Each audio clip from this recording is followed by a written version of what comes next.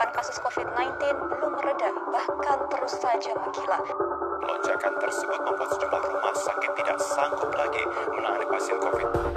Hari ini, Indonesia tidak baik-baik saja. Kasus COVID-19 semakin tidak terkendali. Rem darurat itu akhirnya ditarik.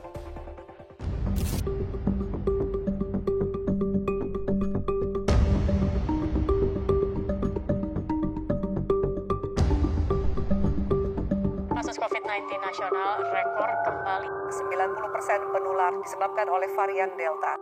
Nah, karena jujur kita juga tidak pernah memprediksi setelah Juni tahun ini keadaan ini terjadi lonjakan lagi. Karena inilah yang kita ketahui baru. Jadi banyak ketidaktahuan kita mengenai COVID ini. Dan ternyata setelah bulan Juni ini kenaikannya luar biasa.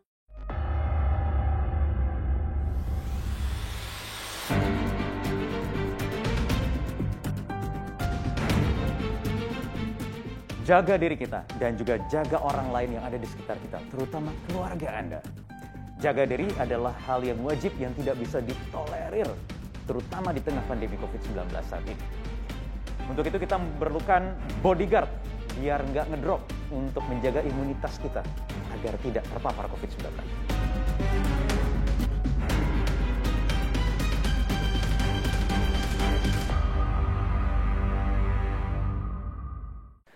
Nah, saya ingin menganalogikan ketika tubuh kita melawan datangnya virus-virus. Coba kita bayangkan, analogikan kita ada di medan perang.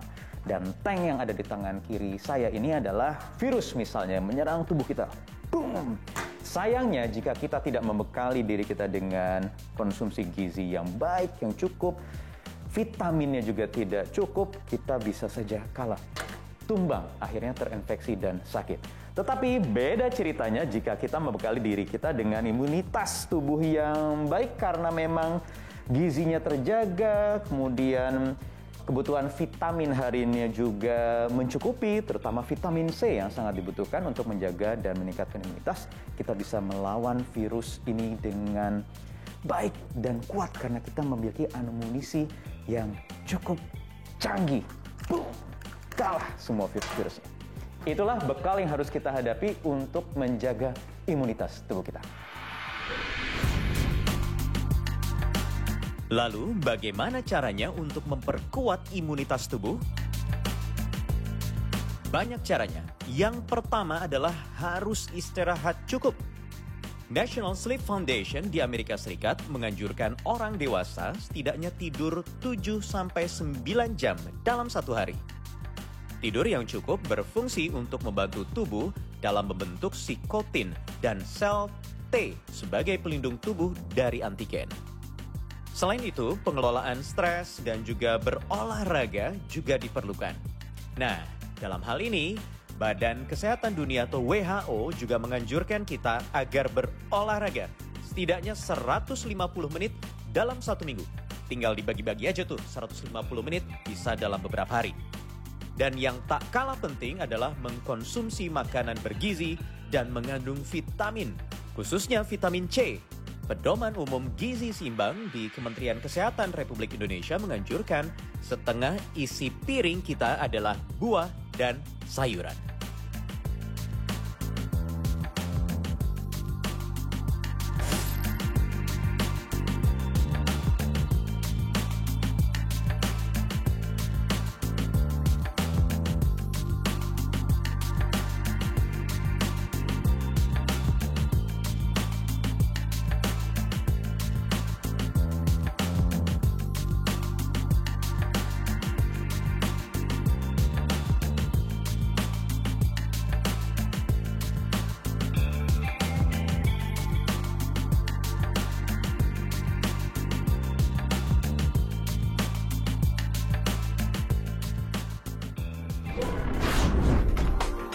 Nah, untuk mengetahui seberapa banyak sebenarnya konsumsi harian vitamin C kita, terutama saat pandemi, saya ingin tanyakan ke seorang nutrisionis, Rita Ramayulis.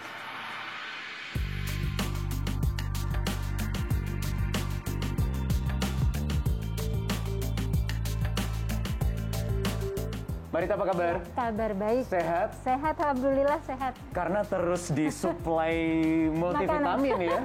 Selama pandemi ini kita kayaknya, kalau saya pertanyaannya khawatir over nggak sih kita konsumsi vitamin, terutama vitamin C misalnya? Iya, ya bisa jadi akan over ketika kemudian kita menganggap vitamin itu bagian dari makanan sehari-hari, ya kan? Mindset. Nah, karena sesungguhnya kan kalau suplementasi itu kan dia urutan ketiga dari pemenuhan gizi kita. Ya. Jadi kan ada tahapan dari makanan sehari-hari, lalu kalau nggak tercukupi ada yang disebut sebagai fortification food atau functional food atau meal replacement, ya. Nah, kemudian kalau nggak tercukupi juga, baru kita mengarah ke suplementasi. Nah, ketika dibalik suplementasi menjadi yang number one, maka sangat mungkin akan terjadi over. Nah, itu mindsetnya dulu ya.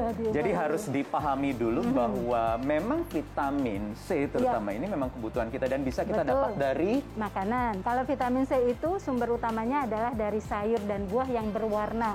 Nah, jadi berwarna ya, yang berwarna. warnanya mau jadi warnanya hijau, bisa orange, hijau, ya gitu ya. Memang pada kondisi tertentu banyak vitamin C kita terpakai. Misalnya orang yang lagi stres, vitamin C-nya banyak kepakai. Jadi nah, catatan nih, kalau lagi stres, vitamin C-nya banyak yang terpakai oleh tubuh. Ya. Jadi stres akhirnya termasuk yang nggak disadari, jangan-jangan karena kita stres pandemi ini bisa juga kan? Betul, sangat-sangat berkorelasi. Nah, yang kedua, orang-orang merokok dan alkohol. Nah, yang keempat, orang yang obesitas. Nah, yang kelima, orang yang sedang terinfeksi. Nah, itu penggunaan vitamin C dalam tubuhnya tinggi. Nah, pada kondisi ini termasuk kondisi yang rentan terhadap kekurangan vitamin C. Sehingga terkadang kalau dia punya pola makan yang tidak baik, sangat mungkin dia tidak mendapatkan vitamin C sesuai dengan kebutuhan dia yang sedang meningkat itu. Padahal seharusnya saya pernah baca kalau nggak salah nggak sampai 100 mg kebutuhan orang dewasa ya? Secara normal kita hanya membutuhkan 90 mg untuk laki-laki dewasa dan untuk perempuan itu 70 mg. Nah, Mas Wahyu, itu hanya setara dengan 3 mangkok sayur, kemudian dari buah 2 sampai 4 porsi. Nah, dengan mencukupi yang tadi saya katakan, sesungguhnya 70 mg kita dapat. Sudah dapat sehari ya? 90 mg kita dapat. Tetapi ketika pengolahannya salah, maka vitamin C-nya nggak sesuai hitungan kertas. Terutama sayur ya? Misalnya, dimasaknya overcook. Nah, akhirnya tertulis mungkin 45 mg per 100 gram. Atau tertulis 30 mg. Tapi mengolahnya nggak pas. Nah, bisa jadi yang masuk itu hanya 10 mg. Atau buah. Di jus, lalu dibiarkan menguap, jadi nggak ditutup gitu ya. Oh, tunggu. Jus, kalau dibiarkan terbuka, menguap, teroksidasi, vitamin C-nya hilang. Karena vitamin C sangat mudah teroksidasi ya. Kalau misalnya itu semua sebenarnya sudah tercukupi dari sayur, kemudian dari buah-buahan, tetapi ingin lebih memastikan mengonsumsi suplemen vitamin C, berapa dosis yang boleh diminum per harinya? Dosisnya itu jangan dosis yang besar. Kadang-kadang ya dosis yang pada umumnya sekarang adalah 500 sama 1000 mg.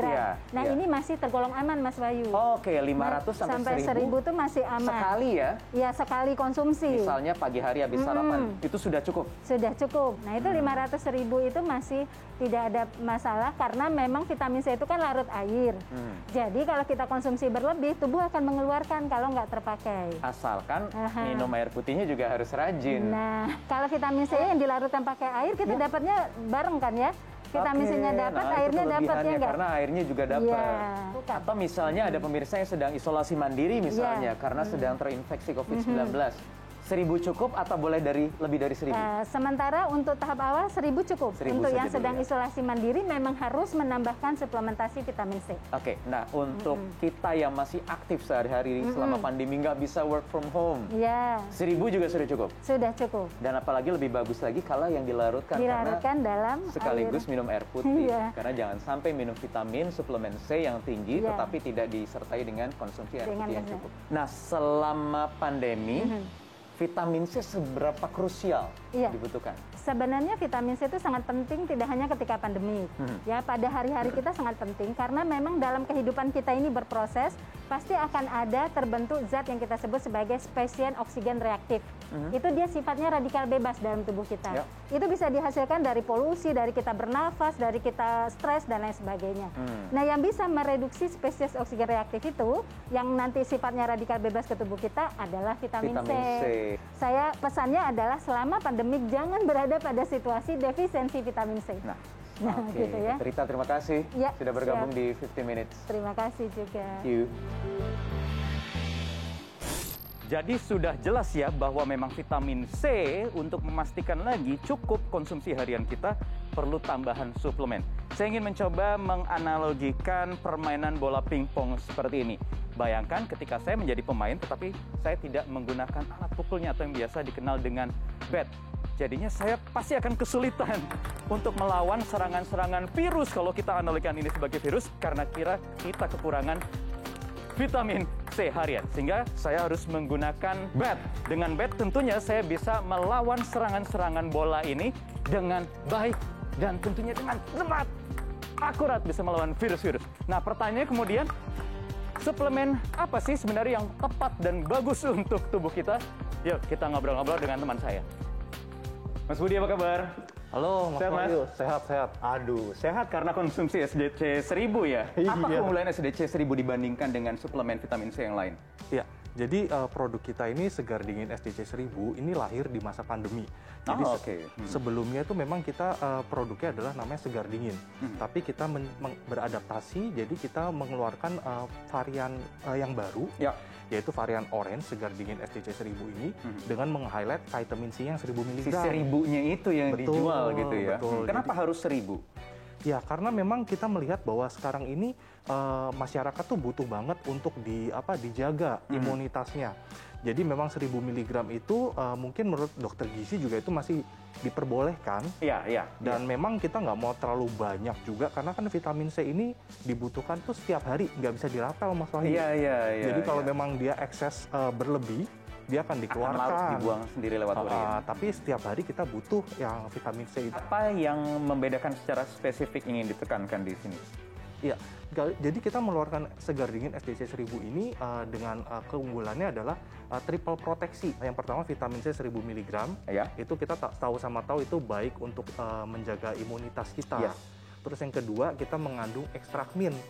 Nah ekstrak mint ini tuh kaya akan antioksidan. Antioksidan fungsinya untuk menangkal radikal bebas yang dibutuhkan juga buat kita ya karena kondisi saat ini kan nggak ideal. Jadi butuh untuk disupport dengan antioksidan. Ekstrak mint dari daun mint ya. Betul. Dan yang ketiga kita punya madu.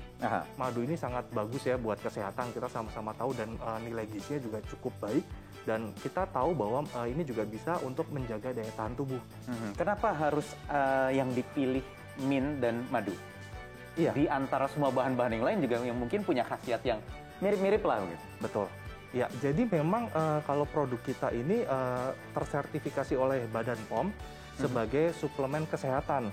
Dan untuk kategori yang suplemen kesehatan, kita nggak bisa mencampurkan dengan bahan-bahan yang sifatnya seperti obat-obat tradisional. Jadi memang karena kita main di kategori ini, kita memperkuat lagi vitamin C, salah satunya dengan unsur suplemen yang lain seperti madu dan ekstrak mint itu diperbolehkan. Jadi kita memperkaya itu. Larutan ya ini ya? Betul Mas Wahyu. Ini jadi bentuknya adalah serbuk effervescent. Jadi serbuk effervescent ini kita tahu bahwa saat ini kan orang tuh maunya praktis, cepat gitu ya. Jadi dengan satu saset Segar Dingin SDC 1000 kita cukup taruh di dalam segelas air, ya nggak perlu nunggu lama seperti yang tablet-tablet atau vitamin yang lain, itu bisa kita minum segera. Gitu. Terutama untuk masyarakat nih ya masih belum aware dengan pentingnya kebutuhan vitamin C. Apa yang ingin disampaikan Mas Budi? Iya, kalau dari kita sih kita pingin masyarakat tetap menjaga protokol kesehatan ya, terus menerapkan 5M, terus juga buat yang belum divaksin juga segera divaksin. Tapi baik yang belum ataupun sudah divaksin tuh wajib untuk menjaga imunitas tubuh. Supaya apa? Supaya bodyguard kita tuh nggak ngedrop, bodyguard tubuh nggak ngedrop. Jadi kita menganjurkan juga untuk tetap meminum suplemen kesehatan seperti vitamin C secara rutin yang bisa kita dapatkan salah satunya dari Segar Dingin SDC 1000. Sesuai tagline kita, bodyguard tubuh biar tidak ngedrop. Biar nggak ngedrop ya. Oke, baik. Terima kasih Mas Budi. Sehat selalu Mas Budi. Thank you ya. Salam sehat. Thank you. Selain menjaga kesehatan dengan berolahraga, jangan lupa protokol kesehatannya juga tetap dijaga. Dan yang pasti adalah kita harus mengonsumsi vitamin secara tepat. Kalau kurang, pastikan dengan meminum suplemen tambahan. Saya Wahyu Wibowo, kita berjumpa di 15 Minutes pekan depan. Bye-bye. Metro TV